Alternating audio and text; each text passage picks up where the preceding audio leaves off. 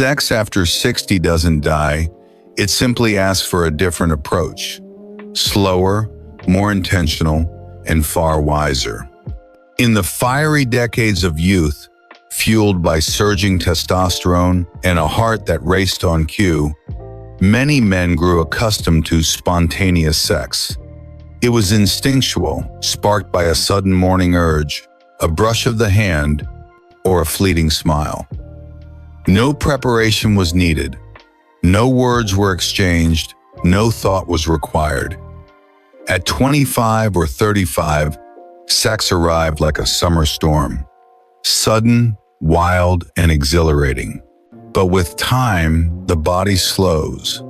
The heart no longer jumps into action without notice.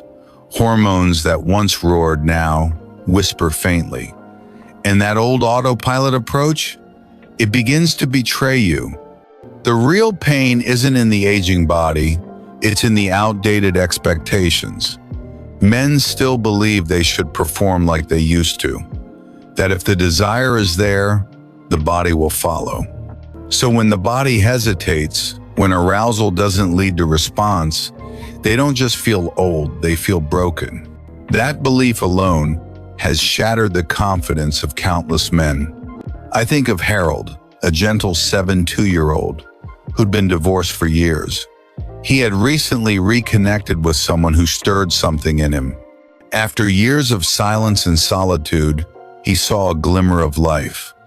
But their first night together, what should have been a moment of renewal, turned into a quiet heartbreak. His body didn't respond. He panicked. She stepped back, and he never tried again. Not because he lost desire, but because he believed he was broken. But he wasn't broken. He just didn't know this truth. Sex after 60 can't thrive on spontaneity. It requires preparation, reverence, presence. Losing spontaneity isn't a sign of weakness. It's an invitation into a new dimension of intimacy, one where instinct gives way to awareness, where connection replaces urgency, where readiness becomes an art. You no longer need to be always ready. You just need to be intentional. What does preparation look like? It means eating well and on time, so your blood sugar doesn't crash mid-encounter. It means staying hydrated so fatigue and dryness don't sneak in. It means unwinding beforehand, because a tense body blocks the flow of oxytocin.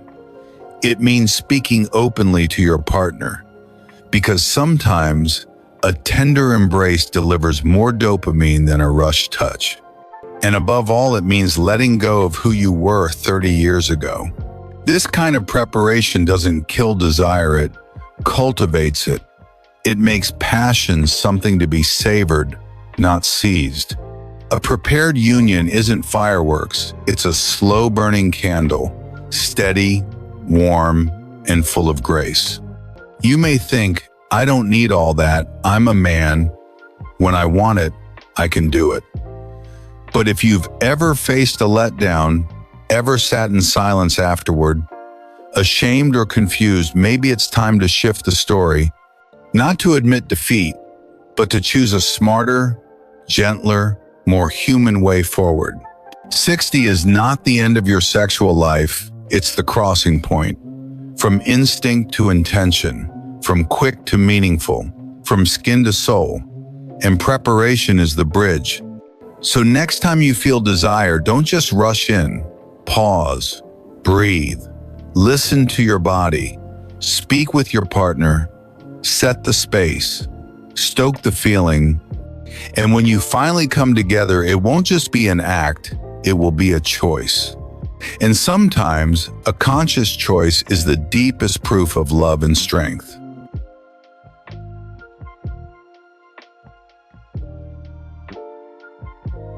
There's a truth that startles many men the first time they hear it. The penis is the heart's earliest barometer. It's not just a symbol of desire or masculinity. It's often the first place to signal that the circulatory system is in distress, that the heart is whispering a quiet cry for help. But sadly, when many men find themselves struggling to get or maintain an erection, they shrug it off as aging, just a little slump, a natural dip in performance. So they smile it away, avoid the topic, or suffer in silence. What they don't realize is that their body is trying to send them the most important warning of their lives. Let me tell you about David.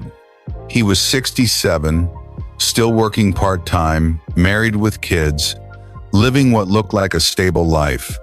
But in my office, he gently admitted, "I can still have sex. It's just been a little weaker lately. Probably just age, right, Doc?" He chuckled, but his eyes betrayed uncertainty. I didn't laugh, because I've seen far too many men like David just one step too late. I ordered a full set of tests, not because I doubted his words, but because I knew there was more beneath that, just a little weaker. 3 weeks later, David was on an operating table. His main coronary artery, the infamous widowmaker, was 90% blocked. If we hadn't caught it in time, that little weakness might have ended in a sudden silent death. And it all began with one failed erection. You see, the blood vessels supplying the penis are among the smallest in the body. When there's blockage or dysfunction, they're the first to feel it before the heart, before the brain. When blood no longer flows properly to that region, you're not just losing sexual function. You're standing on the edge of a stroke, a heart attack, even death. Erectile dysfunction, when seen clearly, isn't shame, it's a lifeline. But society has trained men to be tough, to stay silent, to endure. We've been taught to hide anything that makes us feel less than. So we secretly buy pills, sneak in enhancers, or worse, blame ourselves, our age, our partners, or fate. I've seen men come to me after months or years of silence, and when it's too late, all that remains in their eyes is regret. If only I'd checked sooner. Those if-onlys haunt me to this day. Most don't realize that in many cases, erectile dysfunction can appear 3 to 5 years before the first signs of heart disease. That means you have a window, precious years, to change course. If only you're willing to listen. If only you stop seeing it as personal failure and start seeing it as medical opportunity. No one teaches men this. No school tells us that not getting it up might actually save our lives. Many think, I'll just take something to get hard again. But what you need isn't just an erection, it's vitality.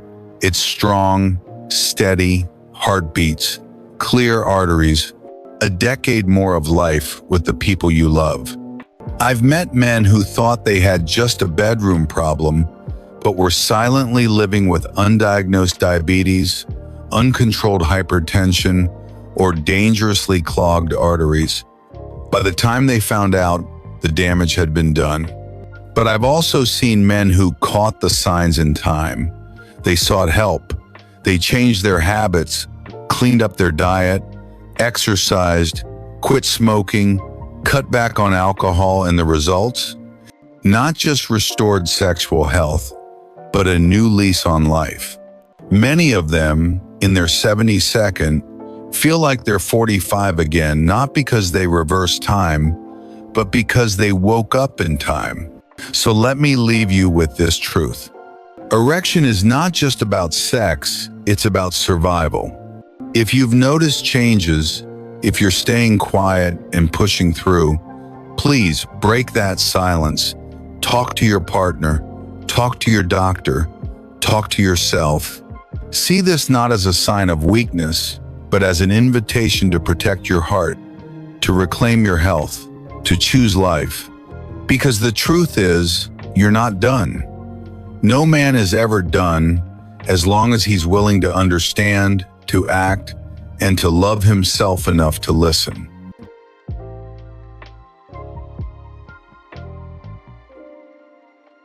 There are wounds that don't live in the body but in a heart that hasn't been touched.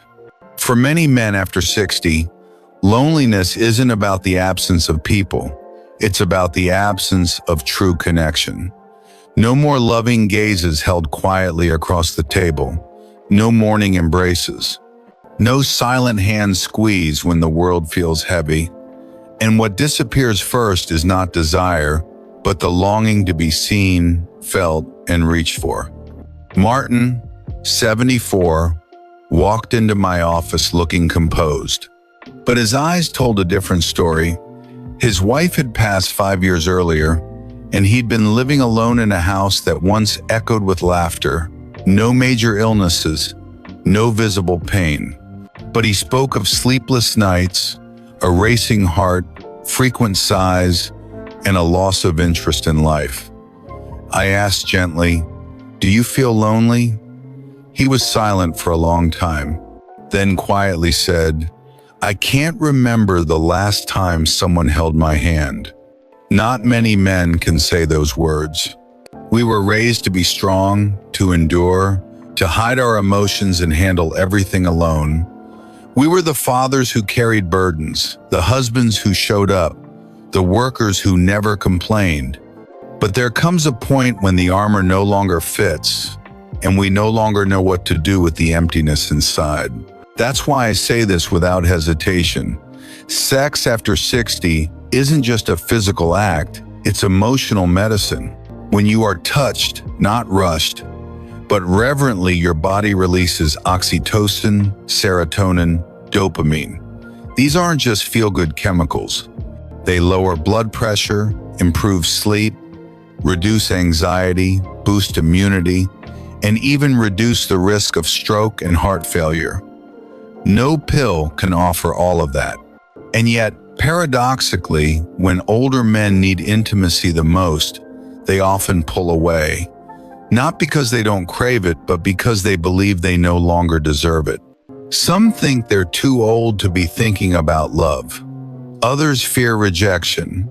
Many live with their spouse every day but haven't truly connected physically or emotionally for a decade.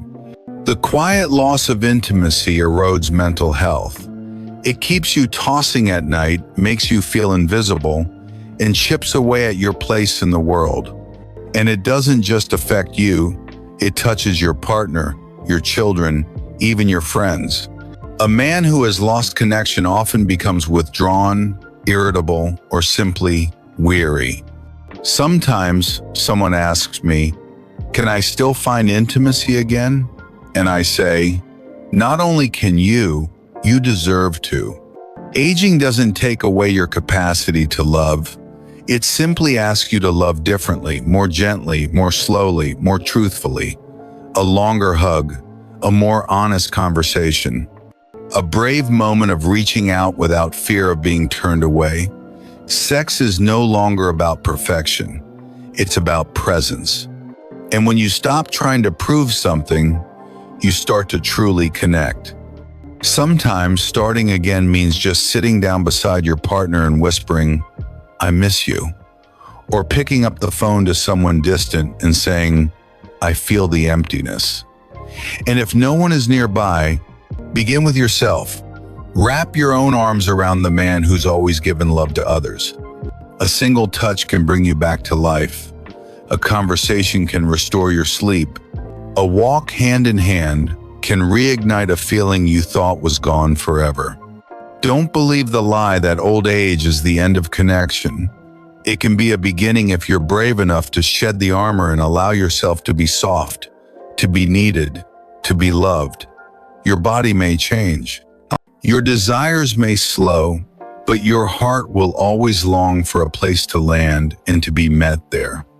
So if something stirred in you as you read this, if there was the faintest ripple in your chest, that's not weakness. That's life coming back to you. And yes, you can receive it. One more time. There's something most men never say out loud, yet nearly all have felt it. That empty, hollow feeling when the screen goes dark. Right after finishing a solitary moment of release through adult content, many quietly tell themselves, it's just a way to feel less lonely. But as the glow of the screen fades, silence returns deep, echoing silence. No one beside them. No warm eyes meeting theirs. No whispered words. No skin to touch. Just themselves, surrounded by a strange mix of guilt, disappointment, and a question no one dares to ask. Can I still truly love? At 65, 70, even 75, many men assume that the age of passion is behind them. But that's not the truth. What's fading isn't desire, it's the ability to feel joy through real connection. And one of the quietest culprits hides in a pocket, glows on a screen, and sits just one click away: pornography. In their youth, men watched porn with curiosity, maybe to learn, maybe for fun. But in later years, as closeness with a spouse fades, or after a partner passes away, or simply in the solitude of single living, those videos become something else entirely. They morph into emotional crutches, an escape hatch from loneliness, a digital doorway to reclaim the feeling of still being a man. And that's where things begin to go off track. Because porn, no matter how vivid or seductive, is not emotional medicine. It doesn't heal, it hides. It doesn't connect, it isolates. And worst of all, it's not real yet. It silently resets what the brain comes to expect as normal. I once met a man named Walter, 71, a proud Navy veteran. My wife and I haven't been intimate in years, he shared. We still talk, we still live together, but the passion's gone. I figured it's just age. But as we talked deeper, he admitted he had been watching porn every night. It started as a sleep aid, then it became a routine, and at some point, he began seeing his wife as boring. Not as fast, not as expressive, not as perfectly shaped as the women on screen. And so, he quietly pulled away. No more caresses, no more intimate talks, no more bedtime cuddles. His wife believed he no longer loved her. But the truth was, he no longer knew how to love a real woman. That's the devastating cost of pornography in old age. It blurs the line between genuine emotion and artificial stimulation. The brain, wired to crave dopamine, the chemical of excitement, gets used to high-speed visuals, extreme scenarios, exaggerated responses. And then, in real life, where sex is slower, imperfect, emotional, scented with aging skin, and shaped by vulnerability, the brain says, not enough. The result? Many men can no longer climax without a screen. Some develop unexplained erectile dysfunction. Others feel disconnected, numb, or just quietly give up even when their partner is still right there, ready to hold them close. But the real tragedy isn't the loss of libido, it's the loss of joy in the authentic. A real hug, a gentle touch, an awkward smile in the dark, a moment of quiet that feels warm. These things aren't in the movies, and they don't need to be. They are the soul of intimacy and aging. And if left unacknowledged, a man becomes a ghost of himself. Still alive, still breathing, still releasing every night, but with a heart that's dry and cold. He starts to doubt himself. His confidence crumbles. He withdraws from his wife, his children, even himself. He no longer reaches out for a hand, no longer welcomes a hug, no longer looks in the mirror and says, I'm still a man worthy of love. But believe me, it is never too late. The first step is honesty. Ask yourself, what do I feel when someone truly touches me? If the answer is not much, don't panic. Start over, not by trying to perform like you did at 20, but by learning how to feel again. Learn to talk, learn to open up, learn to cry if you must, and most of all, start letting go of porn like a drug that once numbed the pain but now slowly poisons your soul. Because the truth is, You don't have to be perfect to be loved. You just have to be present in every moment, in every hug, in every glance, in every trembling word. And if you choose to live from that place of raw, real feeling, I promise you, joy will return, pleasure will return, connection will return, slowly, but deeper than ever before. There's a moment that many older men have lived through, the sudden, unexpected feeling that they are still strong, still attractive, still capable of making someone's heart skip a beat. Maybe it follows a reassuring medical checkup. Maybe it comes after someone says, "You still look great." Or maybe it's in the soft gaze of a woman after months of quiet loneliness.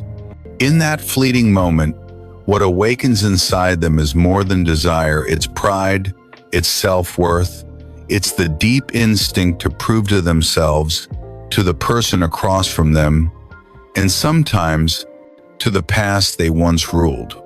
But that very moment, which feels like a celebration, can become the most dangerous trap a man in his 60-second, 70-second, or even 80-second could fall into. Because when emotion overtakes understanding, he may rush into a decision without thought, to enter a moment of intimacy, unprepared, simply to prove, "I've still got it." Leonard is a vivid example. At 74, he was a retired executive, still golfing weekly, seemingly healthy. After a divorce and years of solitude, he began dating a younger woman. The relationship brought hope, warmth, and possibility. One night, in a hotel room full of gentle promise, Leonard decided to show he was still the man he once was. No warm-up, no medication management, no thought to his high blood pressure history. A bit of wine, an over-the-counter performance pill, and a desire to impress. 2 hours later, he collapsed from cardiac arrest. His partner panicked. Paramedics came, but it was too late. Leonard didn't die because of sex. He died because of pride ungoverned by wisdom. When you're young, sex is instinct. You dive in the way you'd sprint down a track. But in older age, sex becomes an orchestration, one that requires awareness of your heart, your blood pressure, your medications, your breathing, your stamina. If you ignore all of that to chase an illusion of youth, you're not just gambling your pride, you're gambling your life. I've treated many men who were confident to the point of danger, skipping their heart meds on a big night so as not to dull desire. Drinking for courage, then doubling down with a pill to make sure everything works. But they forget, sex isn't just emotion, it's high intensity, physical exertion. Your heart rate spikes, your blood pressure swings, blood rushes to the pelvis, oxygen burns faster. If your circulatory system isn't ready, intimacy becomes a stress test and you can fail it tragically. And here's a harsh truth. Dying during sex in old age is rarely the peaceful ending that stories romanticize. Phrases like, "He died doing what he loved," are simply to comfort the grieving. The reality is that most cardiac events during sex are sudden, agonizing, terrifying. The one who dies often dies in panic. The one left behind carries trauma and guilt for years. So what's the answer? Is sex off the table for older men? Absolutely not. In fact, it can be beautiful if approached with maturity, intelligence, and respect for the body. True strength in a man isn't in how high he can go, it's in how deeply he understands. It's in preparing mindfully, getting heart checkups, managing medications, staying physically fit, communicating openly. Preparation doesn't kill romance, it protects it. And if you're reading this, maybe you felt that pressure too, the unspoken urge to prove something, that you're still powerful, still desirable. Pause for a moment. Ask yourself, am I seeking connection or running from the fear of no longer being enough? Because the truth is, you don't owe anyone a performance. You have lived, you have loved, you have triumphed and fallen. You have nothing to prove. At this stage of life, sex is no longer a show of dominance, it's a gift of presence. When you slow down, you listen. When you listen, you connect. When you connect, you transcend sex. You receive bonding, healing, and life itself. So next time you feel the urge to prove something, step back. Choose safety over speed. Choose dialogue over pressure. Choose presence over pride. Because what you need isn't to perform like you're 30, but to live fully, truthfully at 70. And if you can do that, then you're not just still attractive. You've become a true man, one who loves with wisdom, lives with sincerity, and whose intimacy comes not from ego, but from the heart. At a certain age, we stop racing against time and begin learning how to slow down just enough to hear the quiet rhythm of our own heartbeat. Sex is no longer a battlefield for strength or stamina. It becomes a sacred space to return to our most human selves, tender, vulnerable, longing to be touched, understood, and wholly loved. No one was born to spend a lifetime proving they're still enough.